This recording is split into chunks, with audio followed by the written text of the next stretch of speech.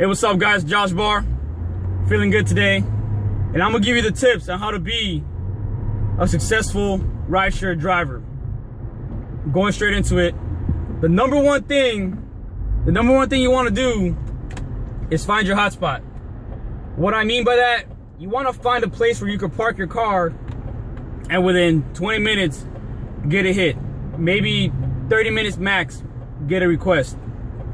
So the way rideshare or Uber and Lyft works is through a proximity system. So whichever driver is closest to the request is gonna get that ride.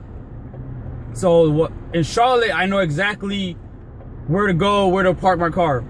Same thing with San Diego, I know where to go and exactly where to park my car. So for me, I found a spot with a lot of foot traffic and a lot of population density for that area, and I position myself where there could be a driver behind me or a driver down the block, but because I'm the lead driver, you will, closest to all those requests, I tend to get a lot of hits. So for me, when I start my day, I have my little route. There's certain streets I like to go to, but I always find myself in that spot, and within 20 minutes, I'll get a request.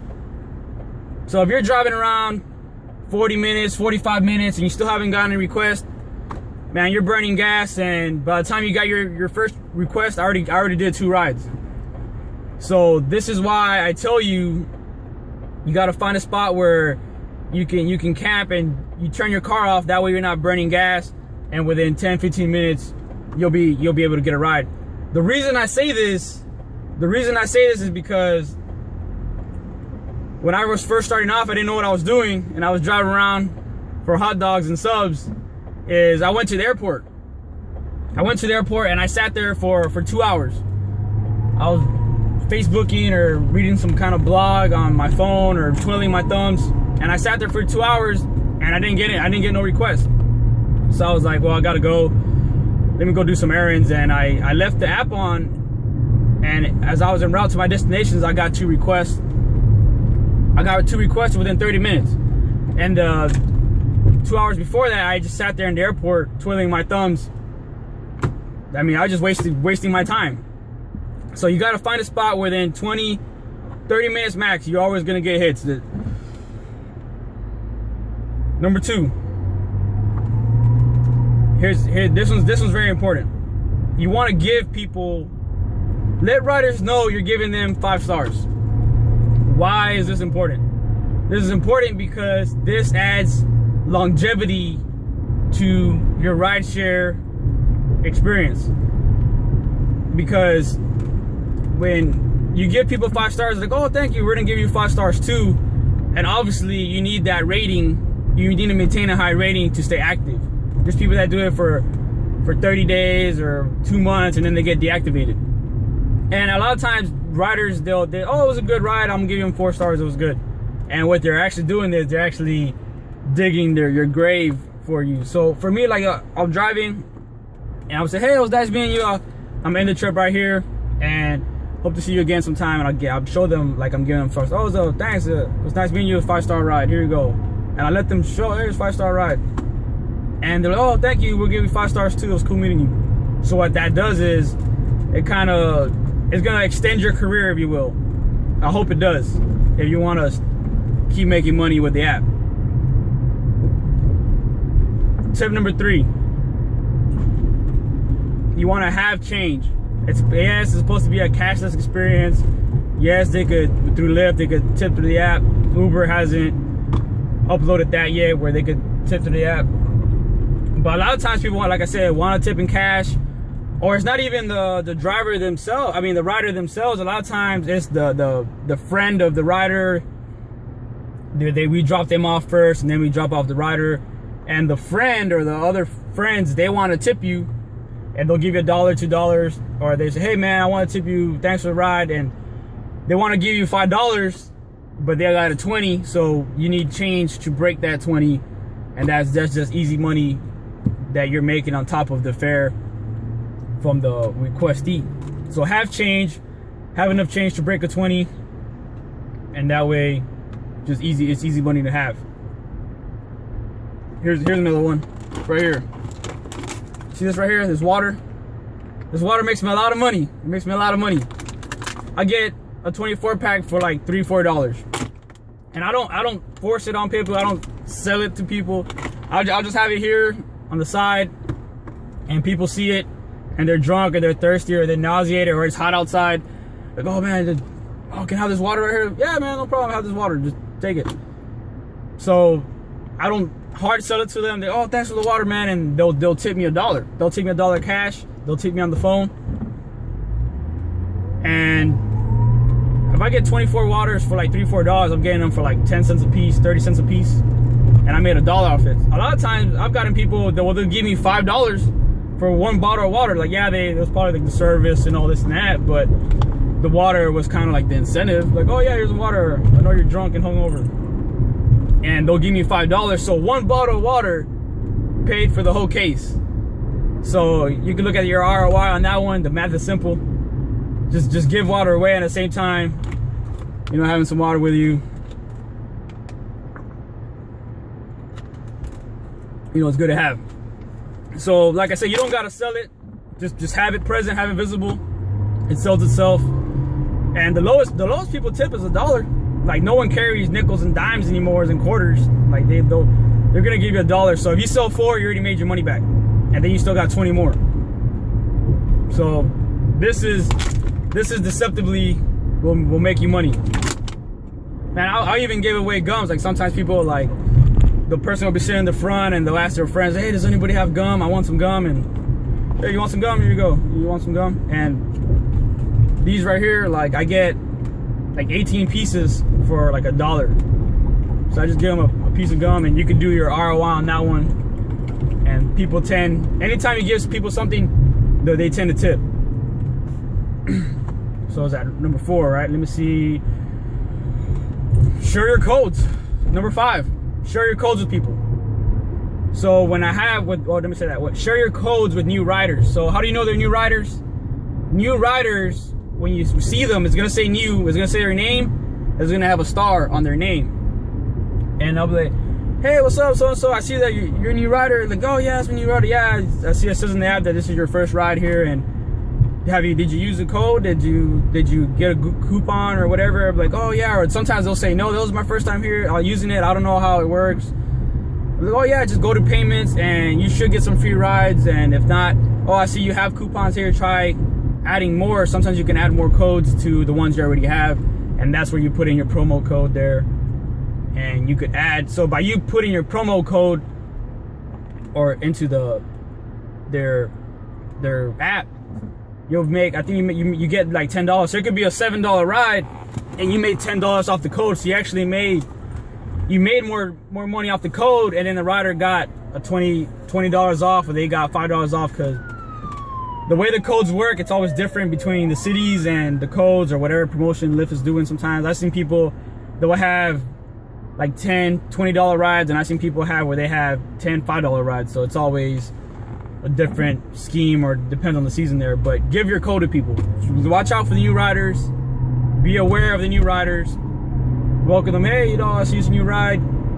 Did you get the code? Yes or no? If you did, let me see if I could give you more codes that we can get more discounts or more free rides. And if you didn't, here, let me give you my code. So it still works. If it's a yes or no, you can still give them your code. Sometimes you can coupon stack, sometimes you can't. So make sure you're watching out for the new riders and give them your code. Now this one right here, that's 5, so 6. This one sounds funny, but I'm gonna tell you for a reason. Have a decent or presentable profile picture. I've had people tell me they'll come in the ride and like, oh yeah, the last Uber driver looked scary, or the last Lyft driver looked kind of creepy. I don't know, he just looked, I didn't trust him. He looked like a shiesty guy. It's 3 in the morning, I didn't trust him. It sounds funny, but it's true. Like, I've had people tell me, like, so look, man, if just smile, look presentable, and you're providing a service, I guess, and people are looking at that. People are looking at the car, or they're looking at your profile. You know, it's not a mugshot. It's not a mugshot. It's not a, I don't know, they'll try to smile, look presentable. I mean, if you're ugly, I can't really help you there. You're doing everything right, it's just your face. But yeah, look, smile, look presentable, look decent, look friendly. So be conscious of your how you're presenting yourself in the picture there, because that's what people look at. So it sounds funny, but like I said, I've had people tell me that they were scared of the driver. They look like a serial killer or a rapist and some kind of mugshot. And that could have been your $20, $30 that you lost for something so simple and stupid. But you know, people are weird, people are funny, and I'm telling you that for a reason, because that could have been your fare. 7, right? Tip number 7. Look, it's simple, man. Just keep your car clean. I use these right here. Put on my little ventilation, air conditioning. The car is clean, smells good.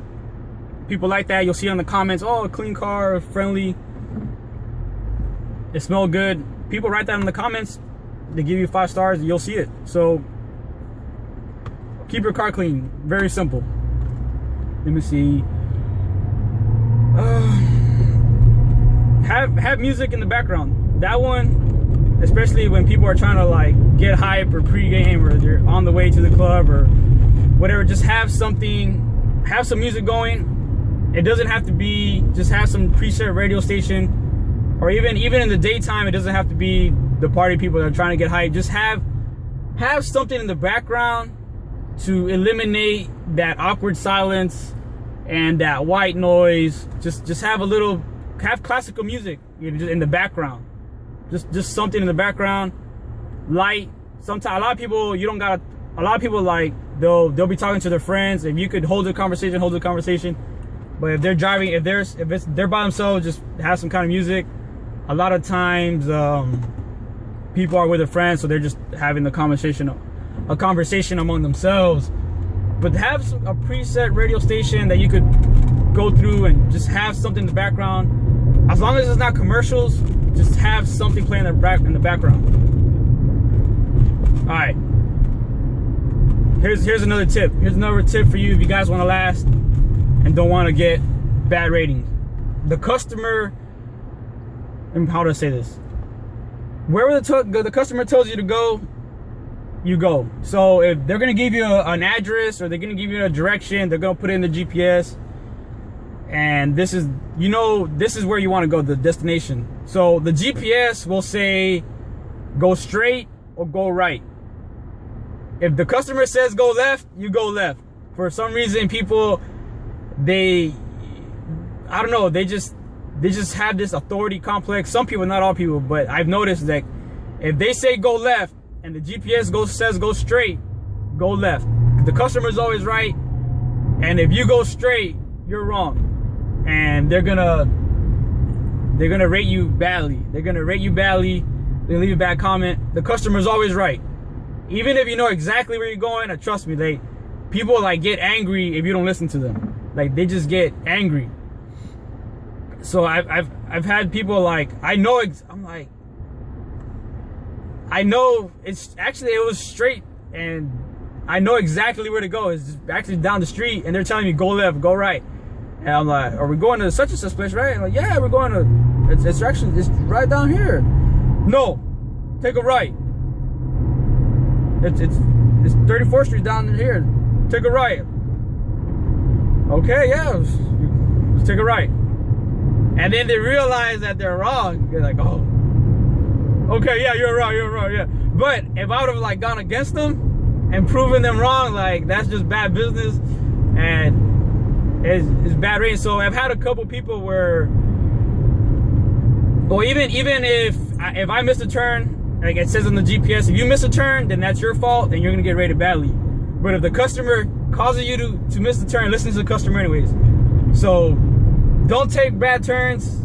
Make sure you're going the right way, even if it's because sometimes a lot of streets, like, they'll fork and you'll still get to the same spot.